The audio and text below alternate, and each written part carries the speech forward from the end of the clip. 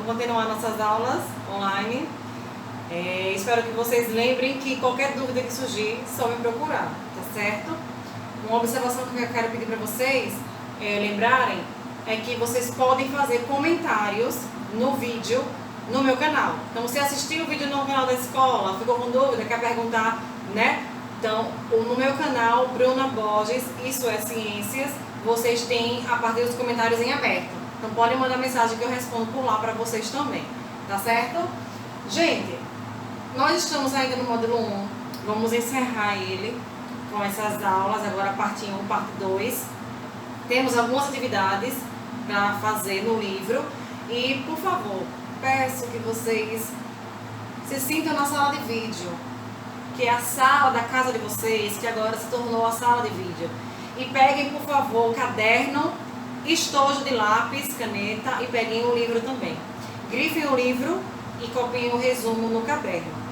Vamos para a página 268. Vamos falar sobre grupos sanguíneos. Lembrando que na semana passada a gente falou sobre o sangue, os seus componentes e falamos da circulação. A grande circulação e a pequena circulação, né? Então já conheço os componentes do sangue e eu preciso lembrar da aula passada para a gente finalizar o módulo 1, para essa parte aqui do grupo sanguíneo. Pessoal, na página 268, quero que vocês peguem aí o livro, que eu já pedi, tá contando pra gente um pouquinho que muitos problemas se tinham antes de descobrir que existia mais de um tipo sanguíneo. O que é que tem no sangue que diferencia esses tipos sanguíneos? E antes de se conhecer isso, teve uma história do Papa italiano, lá no século XV, então é bem antigo, né? Quando esse Papa, ele precisou receber sangue de outras pessoas, precisou fazer uma transfusão e foi escolhido aleatoriamente 3 jovens saudáveis para fazer essa transfusão sanguínea aí para o Papa. E depois do primeiro paciente, ele recebeu, o primeiro jovem, no segundo jovem, ele começou, né? Ele recebeu no segundo jovem, no segundo dia, e aí à noite contam que ele começou a ter febre, começou a passar mal e veio a óbito.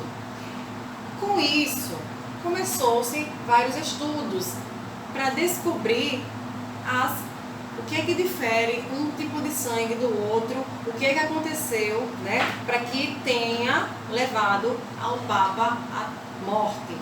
Então, gente, depois, muito depois, está no livro de vocês, na página 268, em 1900, ou seja, já no século XX, teve aí, né, a descoberta do sistema ABO. E aí a nossa aula começa agora. O que é o sistema ABO? Justamente são os tipos, são as siglas, né, que indicam os tipos sanguíneos que existem. Tipo A, tipo B, tipo AB e tipo O. Nós temos, existem 4 tipos, né, representados pelo sistema ABO. Vamos conhecer o que é que difere esses tipos sanguíneos. O que diferencia um do outro é a presença ou ausência de substâncias, né? Na verdade são proteínas, se elas estão presentes ou se elas estão ausentes. Quais são elas? Uma chamada de antígeno, que também recebe o nome de aglutinogênio, se está presente ou se está ausente esse aglutinogênio lá nas hemácias. E o segundo são os anticorpos. Quando eu falar anticorpos, eu quero que vocês lembrem anticorpo estranho, ou seja, faz parte da nossa defesa. Eles se encontram lá no plasma sanguíneo, que na aula passada a gente falou que o plasma é a parte líquida do sangue, né? Composta 90% de água, mais proteínas, hormônios. Então, essa parte líquida do sangue, lá nela nós temos uma proteína chamada de anticorpo. E esse anticorpo, eu vou lembrar que a professora pediu para lembrar, anticorpo estranho. Eu vou lembrar que faz parte da minha defesa. Chegou algo estranho no meu corpo, eu tenho esse anticorpo estranho. Ele vai lá o que? Me defender. Lembre dessa observação que é importante. E eu fiz esse esquema aqui para vocês, essa tabela, para que a gente veja quando tem o antígeno, o anticorpo, quando não tem, qual tipo sanguíneo que vai ser. Depois a gente vai falar sobre o fator RH. Daqui a pouco a gente fala sobre eles. Eu coloquei o A positivo, o B negativo, só para exemplificar depois, quando a gente chegar nessa parte daquele fator RH. Por enquanto, só considerem o A e o B. Esqueçam o positivo e negativo, certo? Por enquanto, lembrei disso. Então, se eu tenho tipo sanguíneo A, porque no meu sangue eu tenho o antígeno, eu tenho o aglutinogênio. Lembre que antígeno e aglutinogênio é a mesma coisa. Eu tenho o aglutinogênio A. Se meu sangue é B, eu tenho o antígeno B. Se eu tenho sangue AB, eu tenho antígeno A e antígeno B. Bem fácil, né? Se o meu tipo sanguíneo é O, é claro que eu não vou ter nenhum antígeno, né?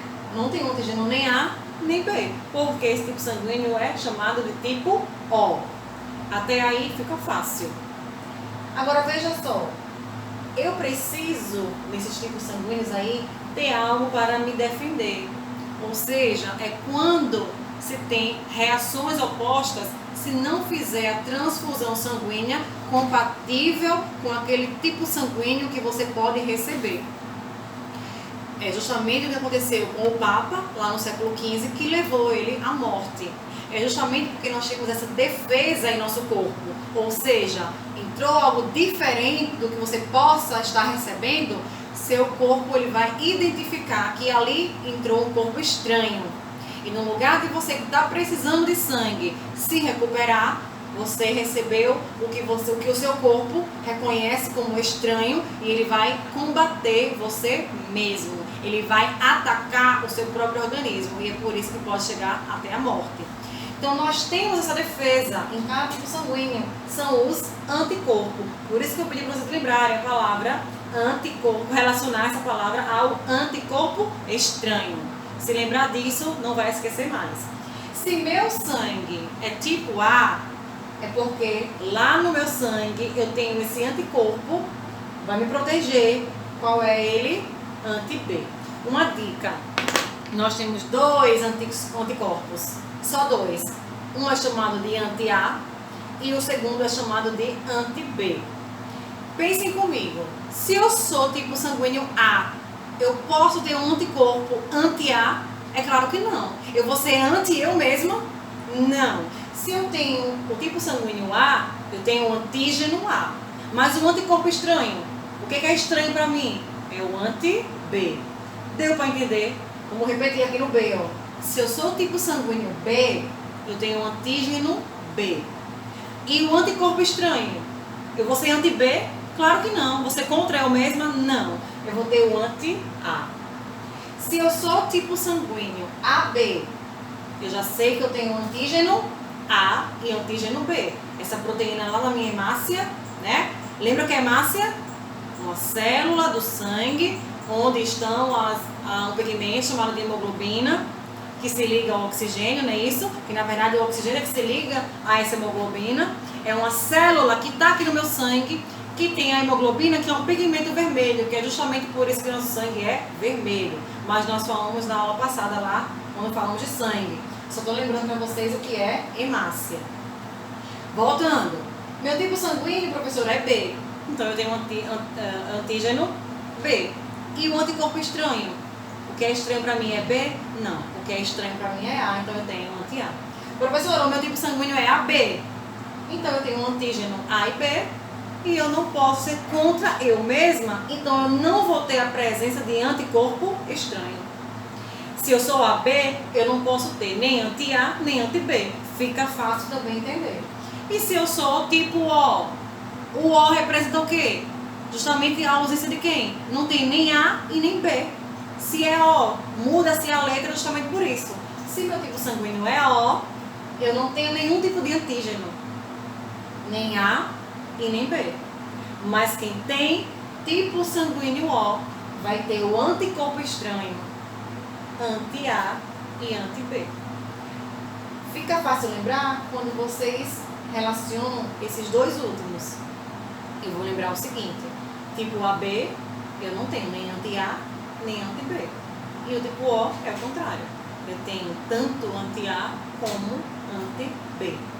Então, se relacionar os dois últimos, fica fácil fazendo a comparação deles dois. Certo? Professora, em relação à questão de quem dobra quem pode receber de quem, como é que acontece? Antes da gente falar sobre isso, que está aqui nessa página, nós vamos comentar agora sobre o fator RH.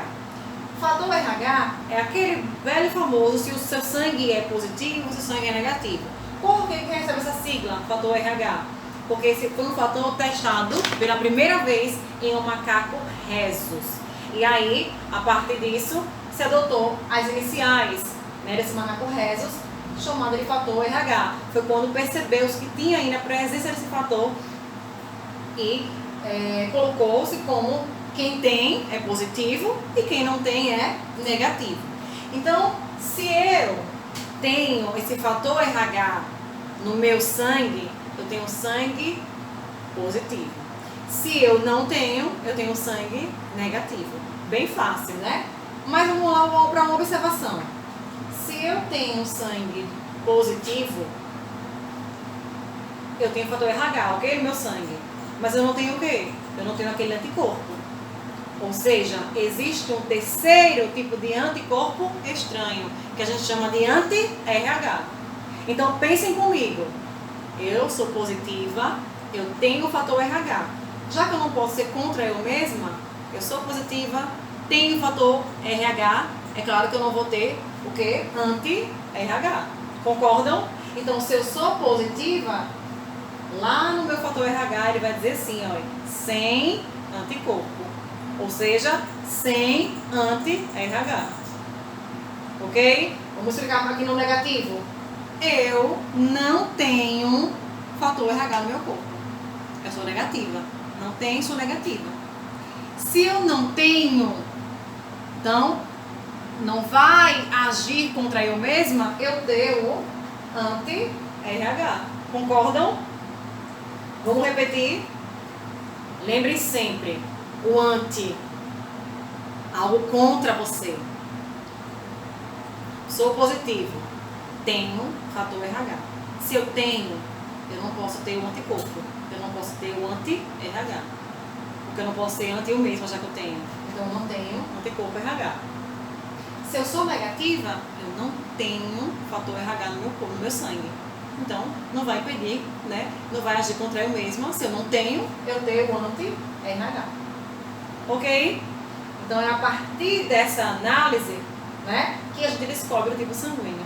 Professora, como é que a gente sabe lá no... Quando a gente faz exame de sangue, né? Como é que eles descobrem qual é o meu tipo sanguíneo? Eles vão utilizar 3 reagentes, chamados de soros. Nós temos na escola, inclusive, e todo ano eu faço a prática do tipo sanguíneo, né? Vocês podem me cobrar quando a gente voltar em grande estilo fazendo a prática do tipo sanguíneo. Esses 3 soros, justamente um é o soro anti-A, outro é o soro anti-B e o outro é o soro anti-RH. Existe algo chamado de aglutinação, ou seja, quando algo aglutina, exemplo, eu sou uma pessoa que tem um sangue tipo A. Exemplo, viu? Meu sangue é tipo A. Então eu tenho um um anticorpo estranho. A minha defesa é o quê? Anti-B. Me defenda, anti-B. Então, vejam comigo. Se eu coloco o soro anti-B, vai reagir a alguma coisa?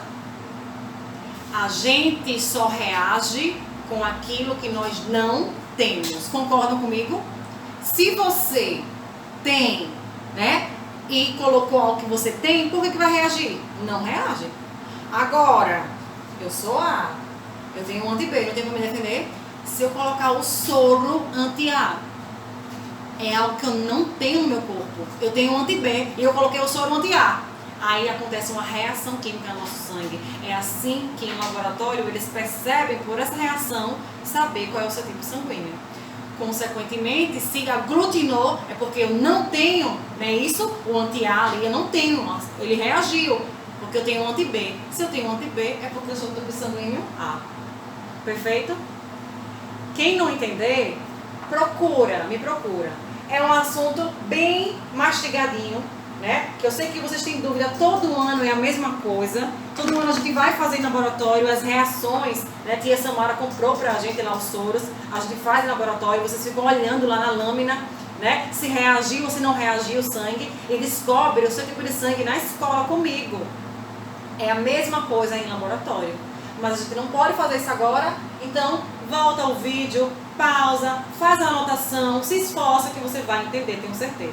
Se não entender, me procura. Pessoal, uma observação bem importante é os famosos doadores universais e o receptor universal. Não tem aquela história?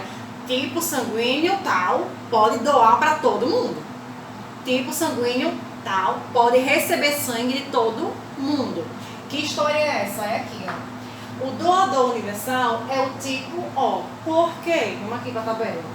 Olha o tipo O aqui. O tipo O, ele tem o quê? Anti-A e anti-B. Ele tem os dois. Então, ele pode doar para todo mundo. Ele é o doador universal. Agora, veja, ele pode doar para todo mundo. Mas ele só pode receber, coitadinho, dele mesmo. Por quê? Justamente porque quando ele vai receber, ele tem quem? Anti-A e anti-B. O que ele vai receber vai reagir contra ele mesmo. Então lembrem, quem pode doar para todo mundo é o tipo O, mas ele só recebe dele mesmo. E quem é, professora, que consegue receber todo mundo? É o tipo AB. Olha aqui por quê? Porque o tipo AB, por que ele recebe de todo mundo? Ele pode receber, olha, de todos os tipos. Por quê? Porque ele não tem nem anti-A e nem anti-B. Então não vai reagir contra ele mesmo, já que ele não tem. Então, recebe de todo mundo. É o receptor universal. Ok? Gente, página 269, exercício. Vamos praticar as questões. Tem questões falando sobre os tipos de célula do sangue, que está lá na aula da semana passada. Procurem direitinho, vocês vão conseguir fazer. Na página 270, desculpa, e 271, que é a atividade.